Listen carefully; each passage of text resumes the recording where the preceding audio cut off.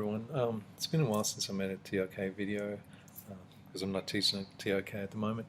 But there's a number of things that happened recently in the news and in social media and stuff that made me think about it again. So I wanted to start a little series of theory of knowledge in real life. Maybe this is something that'll help you make a presentation or something like that. So this first example I'm going to talk about is something that I think is pretty significant and pretty interesting, which is the Ed Sheeran and Marvin Gaye lawsuit. Oh, sorry, I've typed over myself there. And this is something that I believe is a significant issue because it can have a lot of implications into the future of music and creativity in general. You may have heard about this, that the estate of Marvin Gaye are suing Ed Sheeran for $100 million in damages because they think his song Thinking Out Loud is being plagiarized from Marvin Gaye's song Let's Get It On. Now, this leads us to a knowledge question, which is something like, how do we know if Ed Sheeran stole his song from Marvin Gaye? Assuming we can't just go up to Ed and say, hey Ed, did you steal the song? And he'll say, no. My idea is that he didn't steal it, and we can show this using different ways of knowing and different areas of knowledge. And that's what I hope to do in this little video. I'm not going to fully develop all my ideas. I'm just going to throw some stuff out there. If you were wanting to do a presentation, you'd have to do a lot more in-depth analysis than what I'm doing here. But I'm just trying to get you thinking and trying to get you to see how theory of knowledge pops up in everyday life. Okay,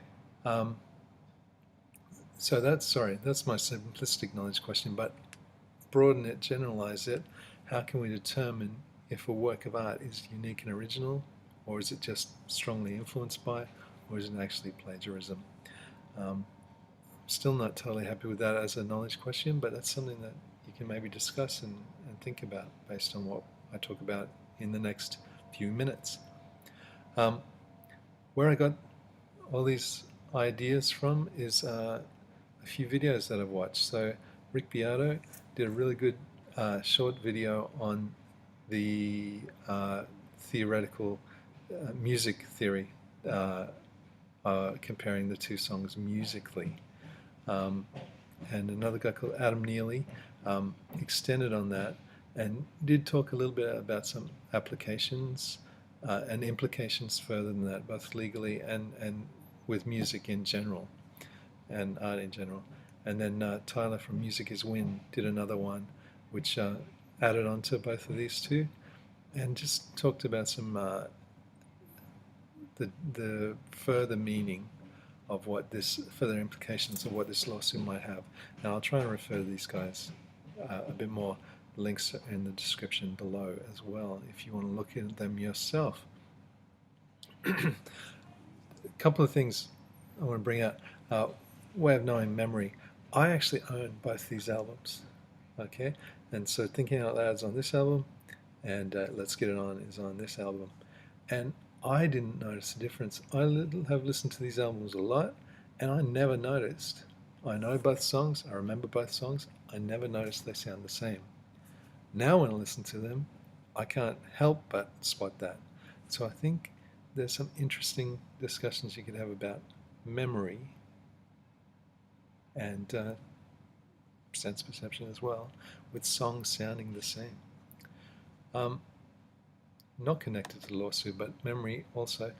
Whenever I hear the Ed Sheeran song, I think of the video because the first time I heard it, first few times I heard it, I was watching the video. It's a cool video. And on a kind of weird note or sad note, when I hear Marvin Gaye's music, I really like it, but anytime I listen to it, I think about his life and how it ended tragically. I read his biography and it's really a sad story. So, memory makes me think of different things for the different songs. Now, even though the songs sound the same, thematically, they tell me different things and they bring up different memories. which sort of suggests, yeah, maybe they're not connected. Also tells you a lot about art, that it's not just one single thing you're listening to, it's within a context of other things.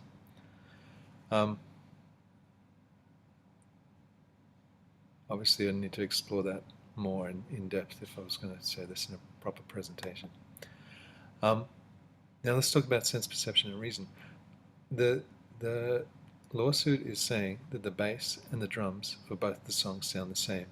Now, I'm a bass player, and I tried to record myself playing this, and then I got too embarrassed to load it up here. So let me say that yes, the bass line is the same for both of them, except they're in different keys. So Ed Sheeran's song is in D, and Marvin Gaye's is in E. But even if you transpose Marvin Gaye's down or Ed's up, the second chord, and you play not just the bass and drums, but you play the whole chords, the second chord in the verse is quite different. Well, when I say quite different, it's a D over F sharp is actually the notes F sharp, A, and D played together, and the F sharp minor is the notes F sharp, A, and C sharp played together. So there's a semitone different in the one note of those two chords, but they're different chords.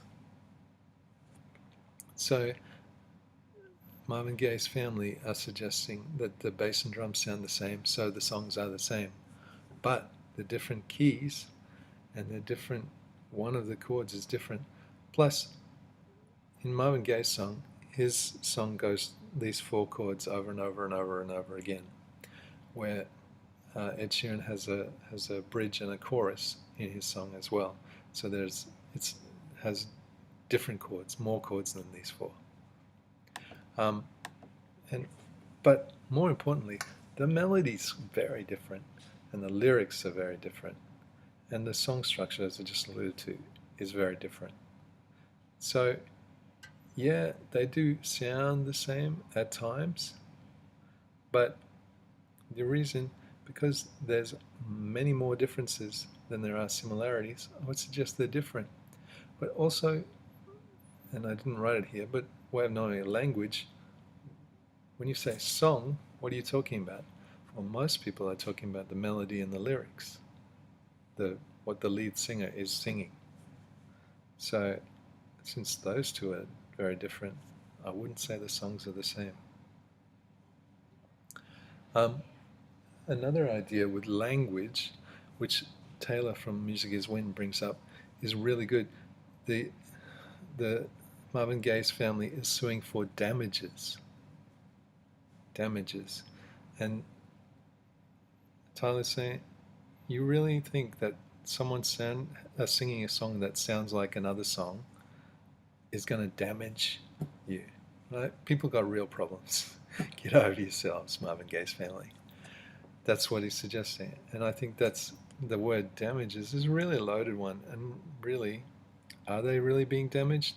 Are people going to stop listening to Marvin Gaye because Ed Sheeran came along? Probably not. They're probably going to listen to Marvin Gaye more now.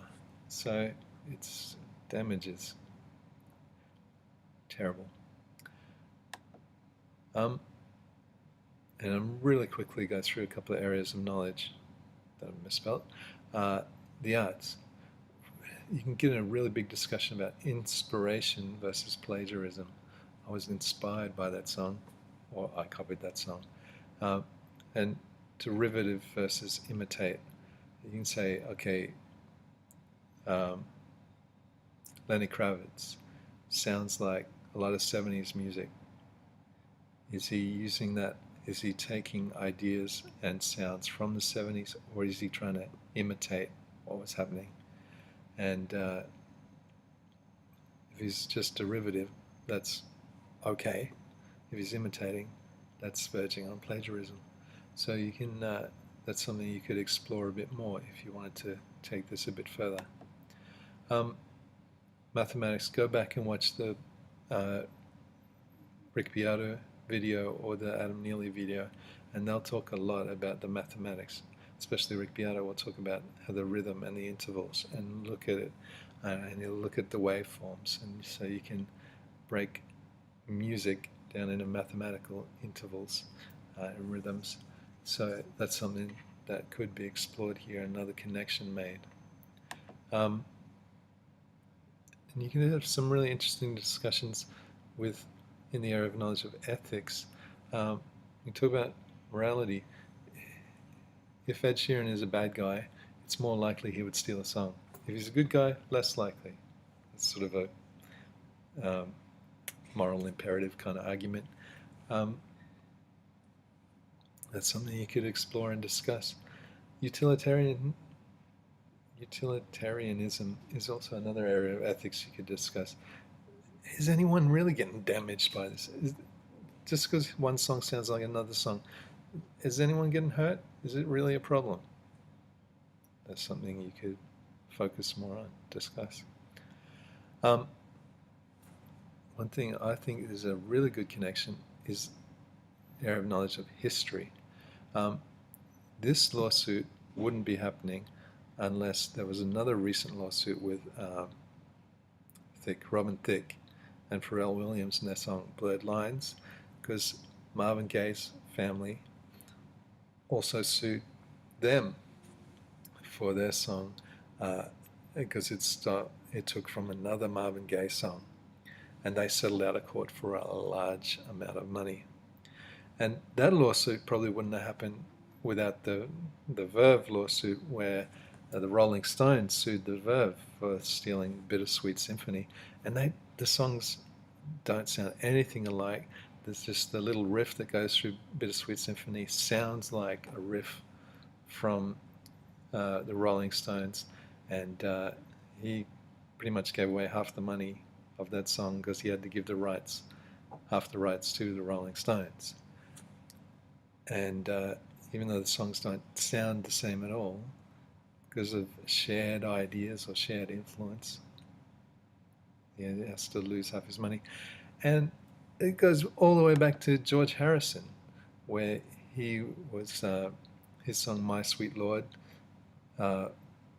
was accused of plagiarizing the song by the Chiffons called He's So Fine. So, my sweet Lord, he's so fine. Sound the same. So what was funny about that is he ended up buying the publishing company of the Chiffons, so he owned both songs. So he said, I can steal both songs because I own them. So if these lawsuits didn't happen, the current lawsuit wouldn't have happened.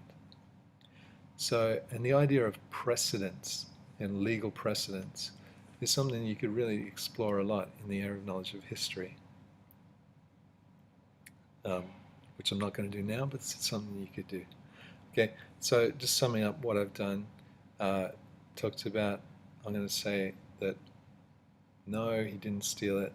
The reason of the lawsuit is flawed. The language of the lawsuit is imprecise and not really honest.